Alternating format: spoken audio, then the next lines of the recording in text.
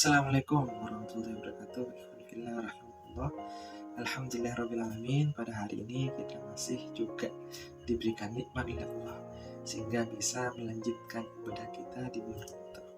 Dan semoga Allah menerima amal ibadah kita, dan semoga kelak kita semua dikumpulkan oleh Allah bersama golongan orang-orang yang beriman dan juga golongan orang-orang yang bertakwa. Pada hari ini kita akan coba membahas tentang eratkan ukhuwah dan buanglah asabiah. Karena Rasulullah SAW bersabda, siapa saja yang mati atau terbunuh di bawah panji buta, dia marah karena asabiah, atau berperang karena asabiah, atau menyuruhkan asabiah, maka matinya adalah mati jahiliyah. Nah, hadis ini menjelaskan antara lain, pertama, kaum muslimin haram memerangi termasuk mempersekusi kaum muslimin lainnya semata-mata atas dasar sikap asabiah. Yang kedua, kaum muslim haram menyerukan asabiah, termasuk membela dan berperang atas dasar asabiah. Islam datang untuk menghilangkan sekat-sekat perbedaan. Dalam pandangan Islam, tak ada bangsa, golongan, suku, dan warna kulit yang lebih unggul satu dengan yang lainnya. Begitu mereka mengaku sebagai muslim, mereka sama derajatnya. Mereka adalah hamba Allah yang diikat dengan satu kalimat yang sama, yaitu kalimat La ilaha illallah Muhammadur Rasulullah. Siapa yang telah bersaksi dengan kalimat tauhid itu, maka dia adalah saudara seiman, saudara seakidah. Karena Tuhannya sama, yaitu Allah, Rasulnya yang diutus kepada kita sama, Rasulullah Muhammad SAW. Kitabnya juga sama, Al-Quranul Karim, dan arah kiblatnya yaitu sama juga, Ka'bah di Mekah Al-Mukarramah. Allah SWT berfirman, sungguh kaum mukmin itu bersaudara, karena itu damaikanlah di antara saudara-saudara kalian.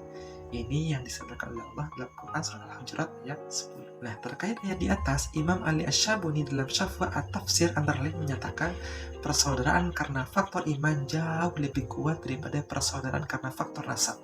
Karena itu, sikap asabiah itu harus dibuang dan dicampakkan seperti yang diperintahkan oleh Rasulullah. Dalam hal ini, Jabir radhiyallahu an pernah menuturkan bahwa dalam satu pertikaian, seorang muhajirin mendorong tubuh seorang ansor. Lalu orang ansor itu berkata, tolonglah hai ansor. Orang muhajirin itu pun berkata, tolonglah wahai muhajirin.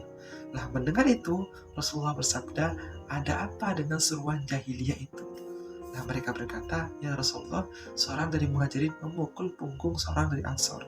Beliau bersabda, campakkan itu, sebab itu perbuatan tercela, menjijikkan, dan berbahaya.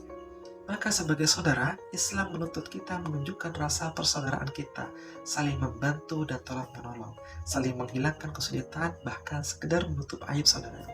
Rasulullah SAW pernah bersabda, Muslim itu saudara bagi Muslim yang lain. Ia tidak saling mendolimi dan saling biarkan. Siapa saja yang menghilangkan kesulitan dari seorang Muslim, maka Allah akan menghilangkan kesulitan bagi dirinya, di antara berbagai macam kesulitan pada hari kiamat kelak.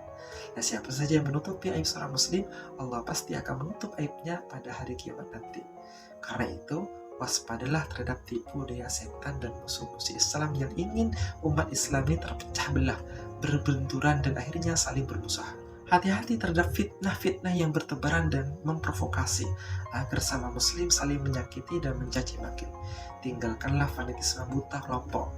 Ingat pesan Nabi dari Abu Hurairah radhiyallahu anhu menuturkan bahwa Rasulullah pernah bersabda, siapa yang keluar dari ketaatan dan memecah belah jamaah umat Islam lalu mati, dia mati dalam keadaan mati jahiliyah.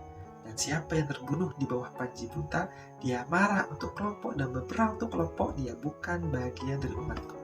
Siapa saja yang keluar dari umatku untuk memerangi orang baik dan jahatnya, serta tidak takut akibat perbuatannya atas orang mukmin dan tidak memenuhi perjanjiannya, maka dia bukanlah bagian dari golonganku.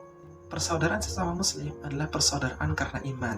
Perwujudan ukhuwah Islamiyah menunjukkan kualitas keimanan kaum muslim. Imam Abu Qasim Al-Isbani mengatakan, kelompok yang selalu merujuk dalam segala sesuatu pada Al-Quran dan As-Sunnah pasti akan selalu menjaga persatuan. Alhasil, mari kita eratkan ukhuwah atau persaudaraan, kuatkan wihdah atau persatuan, dan eratkan mahabbah atau saling cinta. Niscaya akan lahir al-quwah, yaitu kekuatan, dan dengan itulah kita secara bersama-sama akan mampu meraih izzah atau kemuliaan di dunia dan juga di akhirat. Saatnya kita menjadikan akidah Islam sebagai satu-satunya ikatan. Saatnya kita hidup bersama-sama dan saling bekerja sama di bawah panji tauhid La ilaha illallah Muhammadur Rasulullah. Wallahu a'lam bishawab.